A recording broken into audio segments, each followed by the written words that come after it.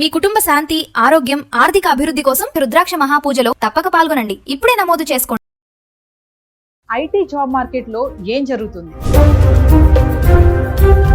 Present చేస్తున్న వారి పరిస్థితి ఏంటి, ఐటీ రంగం పైనే ఆధారపడిన వాళ్ళ భవిష్యత్తు ఎలా ఉండబోతుంది, ఎప్పుడు పింక్ స్లిప్స్ ఇస్తారో తెలియని పరిస్థితి, ఉద్యోగం ఉంటుందా ఊడుతుందా, మరి దీనిపైన ఆధారపడిన వాళ్ళ పరిస్థితి ఎలా ఉండబోతుంది. నమస్తే, welcome back to Suman TV. ప్రస్తుతం మనతో పాటు ఉన్నారు అసిస్టెంట్ ప్రొఫెసర్ అట్ విజేఐఎం రామకృష్ణ గారు. నమస్తే సార్. నమస్కారం అమ్మా. సార్, ఐటీ లే ఆఫ్స్ చూస్తున్నాం, ప్రెసెంట్ ట్రెండ్ నడుస్తుంది. రీసెంట్గా చూసుకుంటే పెద్ద టెక్ కంపెనీ అయినటువంటి టీసీఎస్ మరి ఉన్న పలంగా 12,000 మందికి పింక్ స్లిప్స్ ఇచ్చేసింది. అందరు రోడ్ మీద పడ్డారు. చూస్తున్నాం మనం చాలా ఆర్టికల్స్లో, న్యూస్లో కూడా. అది ఎందుకంటారు ఈ లే ఆఫ్స్ అనేవి ఇంత హవాగా నడుస్తున్నాయి అంటే? చాలా మంది అనాలిసిస్ ఇప్పటికే చేసేసి ఏఐ రాబోతోంది, ఏఐ అనే భూతం వల్ల ఆల్రెడీ మనం దాని తాలూకు పరిణామాలు చూస్తున్నాం అంటున్నారు. కాకపోతే ఇక్కడ మనం అర్థం చేసుకోవాల్సింది ఏంటంటే, ఇది ఏఐతో పెద్ద సంబంధం లేని సంఘటన. ఇలాంటి సంఘటనలు ఏవైతే ఉన్నాయో, మనం ముందు అసలు ఇంతకుముందు ఎలా ఐటీ ఇండస్ట్రీ ఎలా డెవలప్ అయింది, దీని తాలూకా ఇంప్లికేషన్స్ ఇప్పుడు ఎలా ఉన్నాయని చూడాలి. ఏంటంటే, మనం గ్రో అవుతున్నప్పుడు ఏం చేస్తామంటే, చాలా ముందు చూపుతో రిసోర్సెస్ అన్ని రెడీ చేసి పెట్టేసుకుంటూ ఉంటాం. ఈ రిసోర్సెస్ రెడీ చేసి పెట్టుకున్న తర్వాత అలా పెరుగుతున్న కొద్ది ఏమిటంటే, మీకు ఇన్ఎఫిషియన్సీస్ కూడా అలానే పెరిగిపోతుంటాయి. ఉదాహరణకి టీసీఎస్లోనే తీసుకుందాం. టీసీఎస్లో ఒకనొకప్పుడు ఎలా ఉండేదంటే, ఎవరైనా కొత్తగా జాయిన్ అయితే అట్లీస్ట్ ఒక 3 months to 6 months వాళ్ళు బెంచ్ మీద హ్యాపీగా ఉండేవాళ్ళు. బెంచింగ్ అనేది వాళ్ళకి ఒక ఇదనమాట, తప్పదు. సో బెంచ్ అంటే ఏంటి, మీకు ప్రపంచంలో మరి ఏ ఇండస్ట్రీలోనూ ఉండని ఒక అద్భుతమైన టర్మ్ అనమాట. ఇంకే ఇండస్ట్రీ లేని ఒక టీచర్లో మీరు టీచింగ్ తీసుకోండి, టీచర్లు ఎవరినైనా ఇదిగో వీళ్ళు సెబాటికల్ ఇవ్వడం వేరు, కానీ మామూలుగా నువ్వు ఒక 6 months వర్క్ చేయక్కర్లేదు అని చెప్పి కూర్చోబెడతారా స్కూల్లో? లేదు. మిమ్మల్ని కూర్చోబెడతారా? లేదు. ఒక డాక్టర్ని కూర్చోబెడతారా? లేదు. కానీ సాఫ్ట్వేర్ ఎంప్లాయీస్లో ఇది ఒక్కటి బెంచింగ్. ఎందుకంటే ఒక ప్రాజెక్ట్ రాబోతే ఆ టైంకి మనకి రిసోర్సెస్ కావాలి కాబట్టి ముందు చూపుతో నేను తెచ్చి పెట్టుకుంటాను అని వాళ్ళు చాలా అలా ఇన్వెస్ట్మెంట్స్ చేసి చాలా రిక్రూట్మెంట్ చేస్తారు. అది కాకుండా పెరుగుతున్న కొద్ది ఏమవుతుందంటే, కాంప్లెక్సిటీ పెరుగుతున్న కొద్ది ఏంటంటే చాలా ఇన్ఎఫిషియన్సీస్ వస్తూ ఉంటాయి. దానివల్ల చాలా రిసోర్సెస్ కానీ ఇవి కానీ వేస్ట్ అవుతూ ఉంటాయి. Over a period of time అవన్నీ ఏమవుతాయంటే, మనకు ఒక లెగసీ కింద మారిపోయి చాలా కాస్ట్ అవుతుంటుంది. సో ఇప్పుడు మన మేజర్ మార్కెట్స్ ఏంటి, యుఎస్ అండ్ యూరోప్. ఇవి they are going through huge financial crisis. వాళ్ళ దగ్గరే చాలా ఆర్థిక మాంద్యం నడుస్తుంది, రకరకాల సమస్యలు నడుస్తున్నాయి. సో వాళ్ళు జనరల్గా ఏం చేస్తారు, వెంటనే ఐటీ అనేది ఒక మేజర్ హెడ్ కాబట్టి వాళ్ళకి ఎక్స్పెన్సెస్లో దాన్ని మనం ఎలాగా ఫైన్ ట్యూన్ చేద్దాం, ఎలా తగ్గిద్దాం, రేషనలైజ్ ఎలా చేద్దాం అని చూస్తూ ఉంటారు. చూసినప్పుడు ఆబ్వియస్లీ ఏం చేస్తాం, మనం కొంచెం ఒళ్ళు వచ్చేసింది అనగానే ఫస్ట్ మనం ఏం చేస్తాం, కొంచెం డైట్ తగ్గించడానికి ట్రై చేస్తాం. ఇది కూడా అలాంటిదే. ఇంకా ఎక్సర్సైజ్ దాకా, లేకపోతే మనం దాని ఏమంటారు, ఏదైనా మెడికేషన్ తీసుకుని తగ్గించుకోవడం దాకా వెళ్ళలేదు. జస్ట్ ఇంకా డైట్ కొంచెం తగ్గిస్తేనే ఇలా ఉంది పరిస్థితి. కాబట్టి ఏ అయితే వెంటనే ముడిపెట్టేయద్దు. ఇలాంటి సంఘటనలు ఈ మధ్య జరుగుతున్న వాటిల్లో మొట్టమొదటి జరుగుతుంది అంటే, స్ట్రక్చరల్గా చాలా ఫైనాన్షియల్ ఇష్యూస్ ఉన్నాయి డిఫరెంట్ కంట్రీస్లో.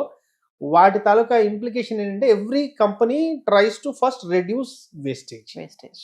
సో ఆ పేరుకుపోయిన వేస్టేజ్లో ఒక్కొక్క లేయర్లో కొంత తీస్తూ ఉంటే మనకు కనబడ్డది 12,000. అంటే మరి కొత్తగా జాయిన్ అవుతూ ఉంటారు కదా సార్, మరి వాళ్ళ పరిస్థితి ఏంటి, మరి ఐటీ పైన ఆధారపడిన వాళ్ళ పరిస్థితి ఏంటి? చూసుకుంటే మనము ఇప్పుడు టీసీఎస్ గురించి మాట్లాడుకున్నాం, అలాగే అమెజాన్, గూగుల్, మైక్రోసాఫ్ట్ చాలానే ఉన్నాయి, ఇంటెల్ కంపెనీ కానీ ఇవన్నీ కూడా. ఇంకొకటి ఏంటంటే, ఈ ఐటీ ఉద్యోగాలు చేసే వాళ్ళు వేరే ఏ ఉద్యోగం కూడా చేయలేరు అనేది ఒక టాక్ నడుస్తుంది. ఏం జరుగుతుందంటారు? ఇక్కడ ఒక చాలా ఇంపార్టెంట్ పాయింట్ మనం డిస్కస్ చేద్దామండి. ఇది అగైన్ ఏఐతో సంబంధం లేని విషయం. ఇప్పుడు మీరు అన్నారు కాబట్టి ఫ్రెషర్స్ జాబ్స్ కమింగ్ 3-4 yearsలో ఫ్రెషర్స్ జనరల్గా జాయిన్ అయితే సాఫ్ట్వేర్లో ఎస్పెషల్లీ వాళ్ళైతే కోడింగ్కి కానీ లేకపోతే టెస్టింగ్కి కానీ జనరల్గా తీసుకుంటారు. These are like the base level jobs. So AI అనేది దీన్ని చాలా హాయిగా బ్రేక్ఫాస్ట్కి తినేస్తుంది. ఓకే, సో కోడింగ్ కానీ టెస్టింగ్ కానీ అసలు ఏ లేపేస్తుంది ఈజీగా. ఇంకా ఆల్రెడీ వర్క్ అవుతుంది, కొంతమంది అది స్టార్ట్ చేశారు. కాబట్టి unless they are having skills related to AI, cloud, okay, architecture, full stack development, business process analysis, ఇలాంటి నాలెడ్జ్ బేస్ లేకుండా ఓన్లీ కోడింగ్ మీదో లేకపోతే టెస్టింగ్ మీదో ఎలాగోలాగా నేను నడిపించేస్తాను అనుకోవడం అనేది జరిగే పని కాదు. ఒకటి. రెండోది, మనం గమనిస్తే మన ఇండస్ట్రీలో ఏం జరిగిందంటే huge amount of talent is being driven towards software. Yes. So దానివల్ల ఏమైందంటే మీకు లాస్ట్ టైము ఎప్పుడు వినుంటారు, ఒక కుర్రాడు నేను సివిల్ ఇంజనీరింగ్ తీసుకుంటాను, నాకు బిల్డింగ్స్ కట్టడం చాలా ఇష్టం కాబట్టి నేను సివిల్ ఇంజనీరింగ్ తీసుకుంటాను, లేదు నాకు మెషిన్స్ మీద చాలా ఇంట్రెస్ట్ ఉంది నేను మెకానికల్ ఇంజనీరింగ్ చేస్తానన్న వాళ్ళని ఎంతమందిని ఈ కాలంలో చూసుంటారు? ఎందుకంటే మా కాలంలో చాలామందిని చూసాం ఆ ఇంట్రెస్ట్తో సివిల్ ఇంజనీర్ అయిన వాళ్ళు, లేకపోతే మెకానిక్. అంటే ఒక ఇంజనీరింగ్ జాయిన్ అయ్యాము అంటే అది నాకు తెలుసు, నాకు దాని మీద ఇంట్రెస్ట్ ఉంది కాబట్టి జాయిన్ అయ్యాను అనే ఫీలింగ్ ఉండేది. ఎస్. ఇప్పుడు all roads lead to Rome అన్నట్టు ఏ స్పెషలైజేషన్ తీసుకున్నా ఫైనల్గా సాఫ్ట్వేర్లోకి వెళ్ళిపోతున్నారు. అవును. సో మచ్ సో దట్ చాలా కాలేజీల్లో మీకు సివిల్ సీట్లు ఉండవు, ఉన్న ఎవరు జాయిన్ అవ్వరు, మెకానికల్ సీట్లు ఉండవు, ఉన్న జాయిన్ అవ్వరు. పెద్ద పెద్ద యూనివర్సిటీస్ గురించి కూడా మాట్లాడుతున్నారు, అందులో కూడా మెకానికల్ గట్టిగా 6-7 ఉన్నారు. You just imagine. సో దీనివల్ల ఏమైందంటే ఏ ఇండస్ట్రీ హెడ్ని మాట్లాడినా, ఏ ఇండస్ట్రీ మ్యానుఫ్యాక్చరింగ్లో చాలామందితో మాట్లాడుతుంటాం. సో వాళ్ళందరూ చెప్పేది ఏంటంటే మీకు ఉన్న ప్రధానమైన సమస్య ఏంటి? టాలెంట్. అందరూ అదే చెప్తున్నారు. అంటే నేను ఐటీఐ లెవెల్ దగ్గర నుంచి మొదలు పెట్టుకుంటే ఐటీఐ లెవెల్లో ఉన్న సమస్య టాలెంటే, ఇంజనీరింగ్ లెవెల్లో ఉన్న కూడా సమస్య టాలెంటే. కాబట్టి నేనేమంటానంటే AI is like a leveller. ఇప్పుడు ఏమంటుందంటే టెక్నాలజీ ఏమంటుందంటే నువ్వు ఎందులో అయినా చెయ్యి, నువ్వు మెకానికల్ అయినా చెయ్యి, ఈసీఈ చెయ్యి, లేకపోతే సివిల్ చెయ్యి, ఏదైనా చెయ్యి, అన్నిట్లోనూ ఏఐతో అనుసంధానమైన విషయాలు చేయొచ్చు. కానీ నువ్వు మాత్రం సాఫ్ట్వేర్ మాత్రమే వద్దాం అనుకుంటే మాత్రం సారీ బాబు, అది బస్ ఆల్రెడీ వెళ్ళిపోయింది అనేది ఒక మెసేజ్.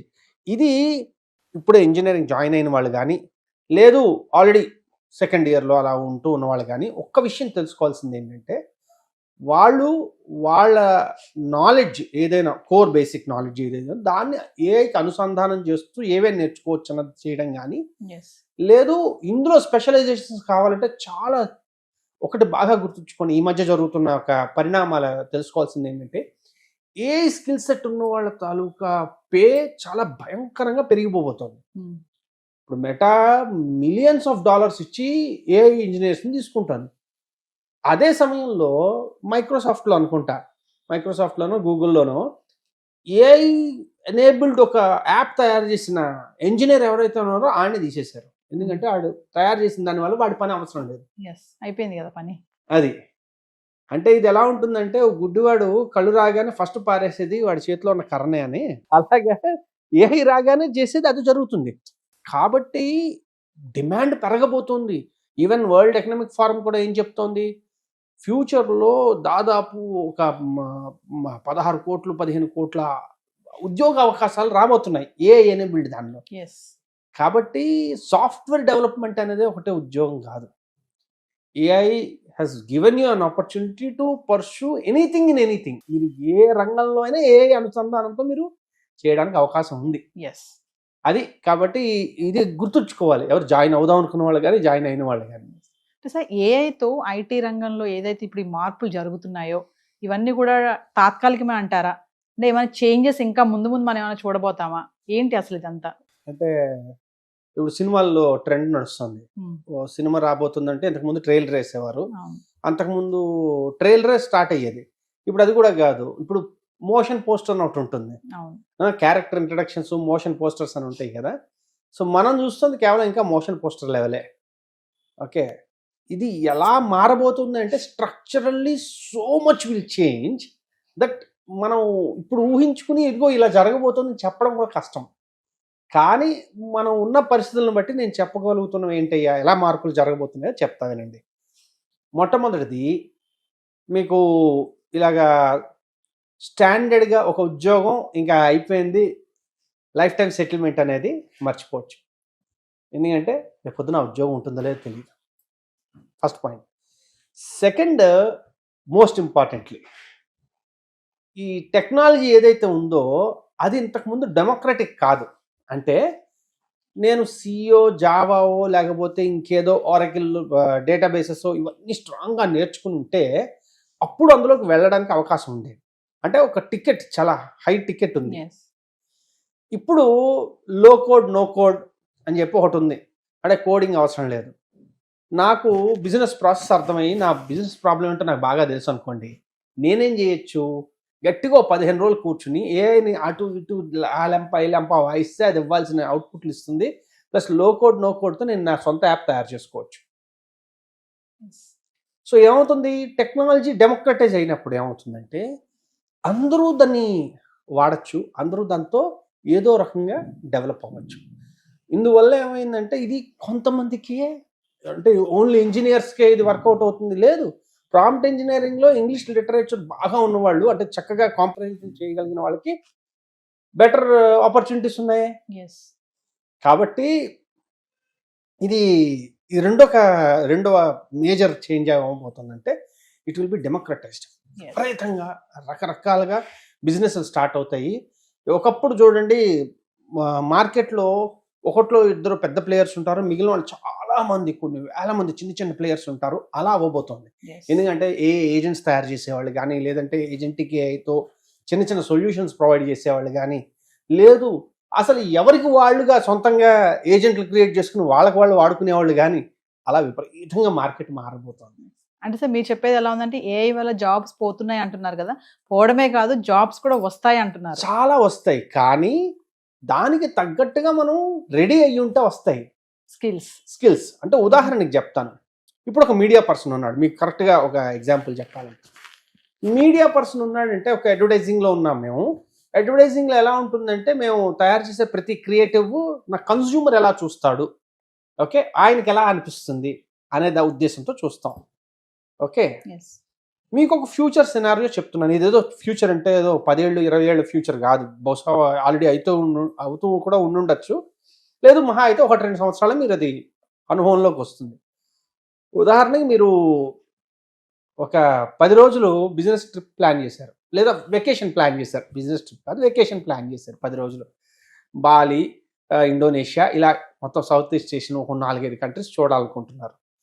మీ షెడ్యూల్లో ఎక్కడి నుంచి ఎక్కడికి ఖాళీ ఉందో తెలుసు, మీ ప్రిఫరెన్సెస్ ఏంటో మీరు చెప్తారు. ఇంతకుముందు ఇవన్నీ ఏం చేయాల్సి వచ్చేది, ఒక ట్రావెల్ ఏజెంట్కి మొత్తం డీటెయిల్స్ ఇస్తే వాడు కొంతవరకు చేస్తాడు, మిగిలిన మీరు ప్లాన్ చేసుకోవాలి. ఇలా చాలా చోట్ల నుంచి చాలా ఇన్ఫర్మేషన్ మనం కనుక్కోవాలి. అలాగే మీకేమైనా ఈ విషయాలు ఎలా తెలిసేవి, మీరు ఒక యాడ్ చూస్తేనో, ఒక ఈమెయిల్ వస్తేనో, ఇంకేదో. ఇప్పుడు అలా కాదు, ఒక ఏజెంట్కి చెప్తారు, ఏఐ ఏజెంట్కి చెప్తారు. ఏమని చెప్తారు, నా షెడ్యూల్ చూడు, ఓకే, నాకేమేమి తెలుసో నీకు ఆల్రెడీ తెలుసు, లేదు అన్నా కూడా నాకు ఇవి స్పెసిఫికేషన్స్, ఈ టైప్ ఆఫ్ ఫుడ్ ఉన్నది, ఈ టైప్ ఆఫ్ ఎక్స్పీరియన్స్ నాకు కావాలి, ఈ టైప్ ఆఫ్ ఎక్స్పీరియన్స్ నాకు కావాలి, చెప్తున్నా వినండి. Yes. ఓకే, కాబట్టి ఇవి ఇది నా బడ్జెట్, నువ్వు ప్లాన్ చేసేయంటే మొత్తం ఐటినరీ మీకు రెడీ చేసి ఇచ్చేస్తుంది. ఓకే, మీరు కానీ అన్నారనుకోండి, అది మొత్తం బుకింగ్స్ అన్ని రెడీ చేసి పెడుతుంది. Hmm. అర్థమైందండి. ఇప్పుడు నేను యాడ్ దాన్ని ఏమంటారు, ఒక హోటల్ కంపెనీయో, అంటే ఒక గ్రూప్ ఆఫ్ హోటల్స్ ఉన్న ఓనర్నో, లేకపోతే ఇంకేదో టూరిజం బిజినెస్ ఉన్నవాడిని అనుకోండి, నేను ఎవరికి యాడ్ ఇవ్వాలి, కన్జ్యూమర్కి ఇద్దామంటే కన్జ్యూమర్కి అసలు నేను తెలియదే. Yes. ఏజెంట్స్కి నేను యాడ్ ఇచ్చుకోవాలి. ఏ ఏజెంట్స్ అవి, ఏ ఏజెంట్స్ అంటే నా తాలూకా complete advertising strategy, communication strategy మొత్తం మారిపోతుంది. నేను మనుషులతో ఇప్పుడు మాట్లాడాల్సిన అవసరం లేదు, నేను తయారు చేయాల్సింది ఏఐ ప్రోగ్రామ్స్కి ఎలా సూట్ అవుతుంది, అది సెర్చ్ కొడితే నాది పికప్ అవుతుందా లేదా, దానికి తగ్గట్టు ఉండాలి అన్నది నేను ఉండాలి. అంటే చూసారా, అంటే జాబ్ పోలేదు, చూడడానికి ఒక రకంగా ఏంటంటే జాబ్ పోయింది అనిపిస్తుంది, కానీ ఇది రిఫైన్ అవుతుంది. చాలా హై లెవెల్ జాబ్స్ క్రియేట్ అవుతున్నాయి, కొద్దిపాటి హై లెవెల్ జాబ్స్ క్రియేట్ అవుతున్నాయి. బేస్ లెవెల్లో చాలా రకాల జాబ్స్ ఏవైతే ఉంటాయో ఏఐకి సంబంధించిన వాటిలో చాలా ఆపర్చునిటీస్ ఉంటాయి. Yes. Thank you, sir. Okay.